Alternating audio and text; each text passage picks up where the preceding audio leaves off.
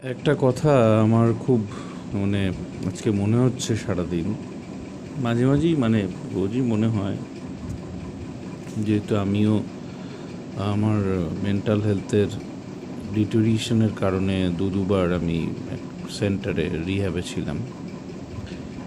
তো আমার ঘুম আসে না, এখন প্রায় 3টে বাজে, আমার ঘুমোতে ইচ্ছে করে না, বিভিন্ন চিন্তা করে, প্লাস অনেক সময় আমার মনে হয় রাত্রিটা জেগে থাকি, রাত্রিটা কাজ করি। আজকে অনিক দত্ত, প্রখ্যাত চিত্র পরিচালক, সুইসাইড করলেন, ছাদ থেকে লাফ দিলেন। আসলে ওনাকে দেখে আমি আমি যেহেতু দুবার রিহ্যাবে ছিলাম, তো আমি অনেক পেশেন্টদের সাথে প্র্যাকটিক্যালি মিশেছি।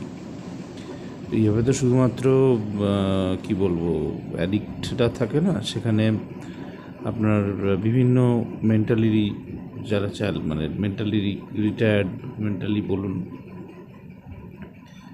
বিভিন্ন সমস্যাযুক্ত মানুষরা থাকেন, স্কিজোফ্রেনিয়া পেশেন্ট থাকে, আরও অনেক মানসিক সমস্যা নিয়ে থাকা পেশেন্ট থাকে। তাদের সাথে ওদের সাথে কথা বলতে বেশি ভালো লাগতো অ্যাডিক্টদের থেকে।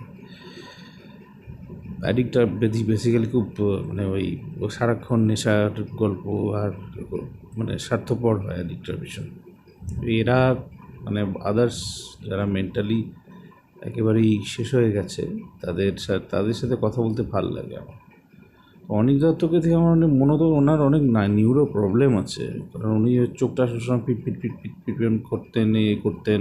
এটা একটা নার্ভের প্রবলেম, এটা আমি আর ছ্যাবলামো করছি না কোনো, এটা আমারও ছোটোবেলায় হতো, সারাক্ষণ চোখ পিট পিট করাটা। এটা নিউরো প্রবলেম, এটা ওষুধ আছে, এটা আমি খেয়েছি ছোটোবেলায়, অমিল ক্যাল বলে, ওটাও ক্যালসিয়ামের খেয়ে কমে গেছে।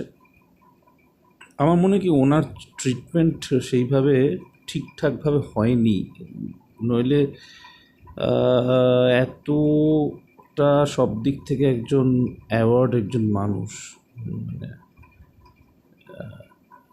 তিনি দুম করে এরকম সুইসাইড করবেন, যার একটা মানে বিবাহিত জীবন রয়েছে, তার কেরিয়ার গ্রাফও যথেষ্ট, তার সাফল্য এসছে যতটা, মানে সরকারের বিরুদ্ধে থেকেও, শুনুন, বাস্তব কথা, জলে থেকে তো কুমিরের সঙ্গে যুদ্ধ করে থাকা যায় না।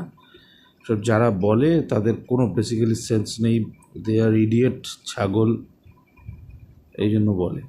অনেকটা তো অসাধারণ একজন মানুষ ছিলেন, ভূতের ভবিষ্যৎ অসাধারণ লেগেছিল আমার। তারপরে আমি যদিও তার একটা ছবি দেখিনি, আমার মানে দেখিনি, মানে আমি সুযোগ, মানে আমার সময় হয়ে দেখা হয়ে ওঠেনি।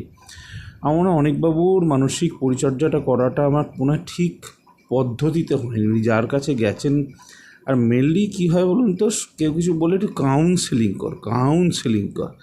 এত কাউন্সিলার সব মানে চারা গাছের মতো গজিয়ে উঠেছে পাড়ায় পাড়ায়, 6 মাসের কাউন্সেলিং কোর্স করেই একদম মানুষের মন বুঝে ফেলে একবার উল্টে দিচ্ছে। প্রপার মেডিকেশান প্রয়োজন, প্রপার মেডিকেশান, ওষুধ প্রয়োজন, ওষুধ ওষুধ ওষুধ। কাউন্সেলিং, আপনি একটু ভালো সাইকিয়াট্রিস্টের কাছে যাবেন, তারা কাউন্সেলিংটাকে বিশ্বাস করে না। তারা বিশ্বাস করে ব্রেনের আমাদের কিছু হরমোনাল ডিসব্যালেন্সের জন্য আমাদের শরীরে এগুলো হয়, যেগুলোর জন্য ওষুধ প্রয়োজন।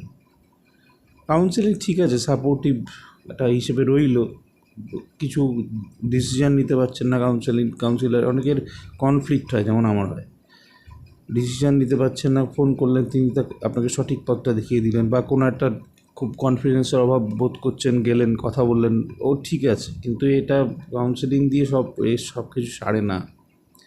তারা কতগুলো বই পড়া বিদ্যা দিয়ে আপনার জাস্ট ওটা মেলাবে, ও তার মানে এটা এই সিনড্রোম, এটা এই এই শর্ট টার্ম মেমোরি থেকে লং টার্ম মেমোরিতে চলে আসবে, এইসব করবে। কাউন্সিলাররা বেসিক্যালি ফালতু, ছাগল। ভালো সাইকিয়াট্রিস্ট ডক্টরের কাছে আমার মনে হয়, আমি জানি না, হয়তো গেছিলেন, হয়তো কথা শোনেননি, উনি ওষুধ খাননি ঠিক মতো, নইলে এতটা ডিটোরিয়েট করবেন কেন? আমি প্রত্যেককেই বলবো, আমার নিজের মানে জীবনের অভিজ্ঞতা দিয়ে, যদি মেন্টালি আপনাদের সমস্যা হয়, যেমন আমার সমস্যা, যে আমার একাকিত্বটা খুব একটা সমস্যা নয়, আমি একা থাকতে ভালোবাসি। আমার যেটা হয় কি, আমার চট করে কোনো পরিবর্তন আমি মেনে নিতে পারি না, যে কোনো রকম পরিবর্তন আমি মেনে নিতে পারি না। হুট করে পয়সা কড়ি কমে গেলে আমার মাথা ব্যথা, মানে হতে থাকে, আমি পারি না। আমার একটা জীবনের ছন্দে আমি চলি, সেই ছন্দটা থেকে একটু এদিক ওদিক হলে আমার মাথা খারাপ হয়ে যায়, মানে আমি হরকতগুলো খুব বাজে করে ফেলি তখন। আমি ডাক্তার দেখি, আমি অনেকটাই ভালো আছি, আমি স্পেসিফিক ওষুধ খাই, ভালো আছি। তো অনিকবাবুও ভালো থাকতে পারতেন, আমার মনে হয়। হয় উনি ঠিক মতো ওষুধ খাননি, না হলে উনি ঠিক মতো জায়গায় যাননি। ভুলভাল বন্ধু, আসলে ওনাদের বন্ধু বান্ধবরা তো একটু সব বেশি এই সব ক্ষেত্রে তো বেশি বোঝে সব কিছুতে। কিছু করলেই কিছু ইয়ে হলো, 25টা বই পড়ে ফেললো, মানে সারা রাত গুগল ঘেটে ফেললো, পরের দিন সকালবেলা জানিস তো অনেক এই অমুক এই বলেছেন, ফ্রয়েড এই বলেছেন, অমুক ব্যাপারটা একটু হয়, তাহলে একটু হুইস্কি নিয়ে বসি সন্ধ্যেবেলা। এই তো বেসিক্যালি এবার এরাও বেসিক্যালি ছাগল, রাম ছাগল এরা। যার ফলে বন্ধুকে, অনিকবাবুর বন্ধু বান্ধবরাও আটকাতে পারলেন না, অনিকবাবু ঝাঁপ দিয়ে দিলেন ছাদ থেকে, ভূতের মতো ভবিষ্যতের ভূত হয়ে গেলেন। আর কি বলবো, খারাপ লাগছে, খুব খুব খারাপ লাগছে। থাকতে পারতেন উনি, যদি একটু ঠিকঠাক মেডিকেশন হতো, ঠিকঠাকভাবে ওনাকে হাতটা কেউ যদি ধরতেন, তাহলে এইভাবে লাফ মারতে হতো না।